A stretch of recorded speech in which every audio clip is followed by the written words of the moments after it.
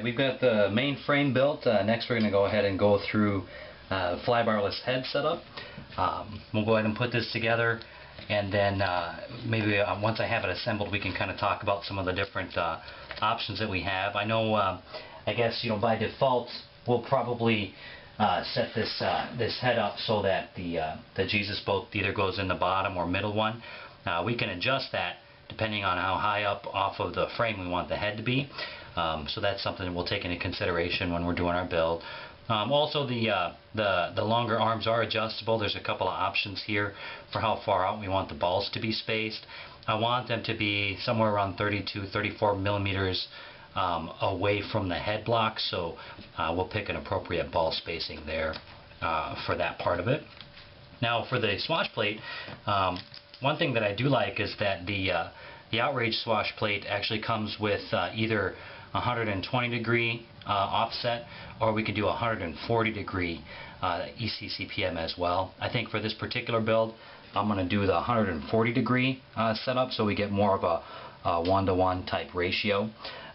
So we'll kind of play around with that as I put this head together. I know the B-stacks you can choose 120, 140, or 140 1-to-1. So it won't be an issue for the Flybarless controller to take that type of geometry. But since this one does have provision for that, I do want to take advantage of it.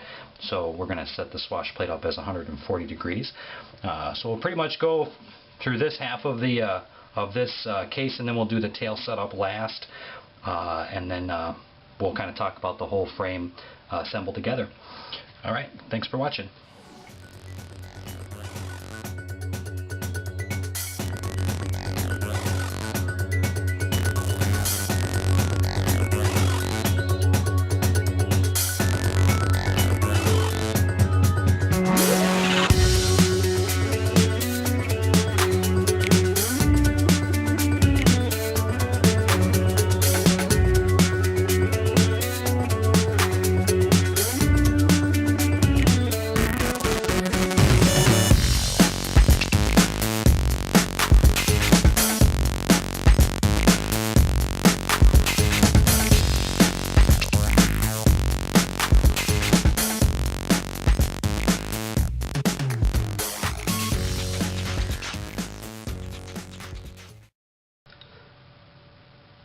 Alright, so I got the head built here. It went together actually extremely well, very smooth. I gotta say, I really like the size of the spindle shaft. Nice 8mm shaft with a step down to 6mm where the thrust bearings go. Yeah, everything has very smooth action, very tight tolerances. I didn't have any trouble with having to fiddle with the spindle bolts here to make sure I didn't have it too tight or too loose or anything like that. But it's a very rigid setup.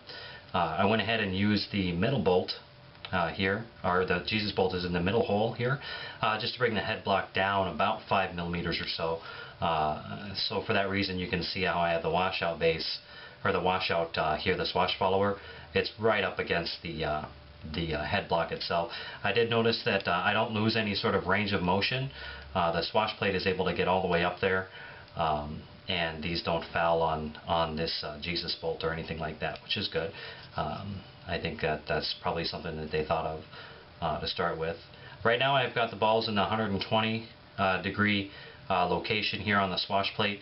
I think what I'll do is I'm going to set the bird up, get everything all set up mechanically, and then take a look at it, and I might consider moving these to the 140 degree just to see if I see any noticeable difference. I want to fly this bird on 120 first, and then maybe change it to 140 just so I can see if I get anything different. But yeah, nice sturdy head. Went together very well. So next we'll get this in the bird, get the main gear set up. We'll talk about doing the gear mesh. We talked before about the main frame having the bearing blocks just slide for the mesh, so that should be a very easy mesh. I might even be able to, once I get everything set up, do like the RC car guys do and spool up the motor and slowly work it in and out until it's the quietest. I know in the RC car world That's how you set up the mesh so that that gear train is the quietest. I might do the paper trick. I know a lot of folks on the forum talk about not having any backlash here, so I may want to set up for that, but just not too tight. So, all right, so the head's all finished. The next thing we're going to do is build up the tail assembly all the way up to the transmission that mounts into the main frame, and then we can move on to electronics. All right, thanks for watching.